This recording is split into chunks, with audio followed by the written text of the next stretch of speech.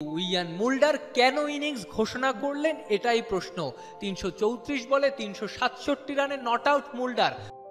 ১৯৯৮ সালে পাকিস্তানের বিরুদ্ধে দ্বিতীয় টেস্টের দ্বিতীয় দিন শেষে ৩৩৪ রানে অপরাজিত ছিলেন অস্ট্রেলিয়ান ক্যাপ্টেন মার্ক টেইলর। মাঝরাতে সিদ্ধান্ত নিলেন আর না, ১৯৫৯ সালের পর পাকিস্তানের টেস্ট জেতার জন্য ইনিংস ডিক্লেয়ার করবেন। পরে শোনা যায় দলের জয়ের জন্য রেকর্ড বলি দেয়া মার্কের মাথায় ঘুরছিল আরও একটা কারণ, ডন ব্র্যাডম্যানকে ছাড়িয়ে যেতে না চাওয়া।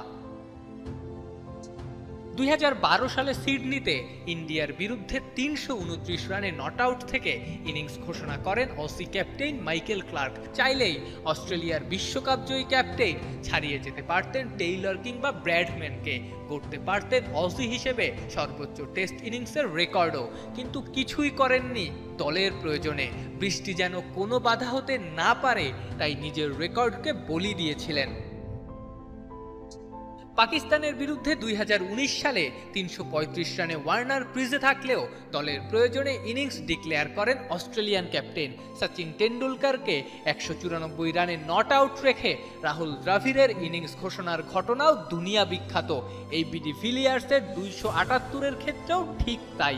এই সব কিছুই দলের প্রয়োজনে জেতার তাগিদে। ব্রায়ান লারা ৪০০ রান করলেও ইংল্যান্ডকে দুইবার অল আউট করার সময় হাতে না থাকায় ওয়েস্ট ইন্ডিজ সেই টেস্ট জেতেনি। ২০০৫ অ্যাশেজে ৪০ উইকেটও ২০০ রান করেছিলেন শেন ওয়ার্ন। ওয়ার্নের কাছে ওটা ছিল মূল্যহীন, কারণ ওই অ্যাশেজ অস্ট্রেলিয়া জেতেনি।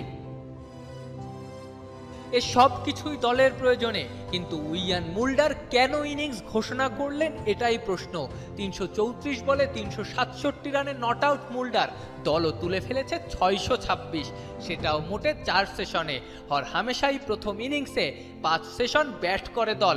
মুল্ডার কি সেখানে অন্তত আর ১ ঘন্টা ব্যাট করতে পারতেন না?